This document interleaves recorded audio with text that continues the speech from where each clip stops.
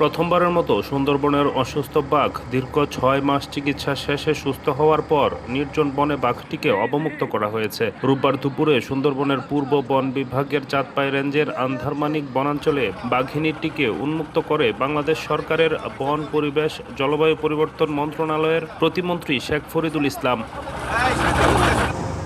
রোববার সকালে খুলনা থেকে নদীপথে বাঘিনীটিকে আন্ধারমানিক ইকো ট্যুরিজম কেন্দ্র সংলগ্ন বনাঞ্চলে নিয়ে ছেড়ে দেওয়া হয়।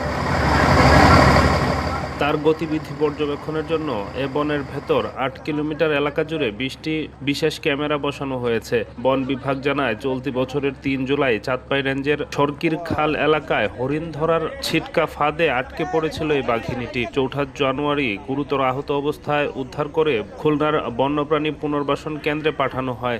সেখানে দীর্ঘ ৬ মাস চিকিৎসার মাধ্যমে বাঘিনীটির সামনের পায়ের ক্ষত সম্পূর্ণ সুস্থ হয়ে ওঠে।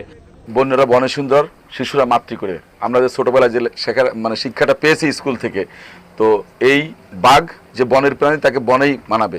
সে সুন্দরবনে ফিরে গেছে। গত ৬ মাস তাকে অবজার্ভে রাখা হয়েছে। পরবর্তীতে আমাদের এক্সপার্ট টিম যারা আছে তারা আবার পরীক্ষা করছে যে সে সুন্দরবনে ফিরে এসে আবার শিকার করতে পারবে কিনা, তার সেই সক্ষমতা আছে কিনা সেটাও পরীক্ষা করা হয়েছে। কারণ আমরা বন্য প্রাণী সহ অন্যান্য জিনিস দিয়ে তাকে টেস্ট করা হয়েছে।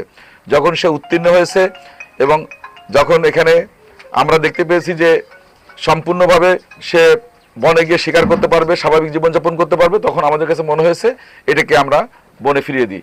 এবং সেই তার আলোকে আজকে আমরা এই কিছুক্ষণ আগে আমরা বাঘটাকে বন অবমুক্ত করেছি এবং সে তার নিজস্ব আঙ্গিনায় ফিরে গেছে।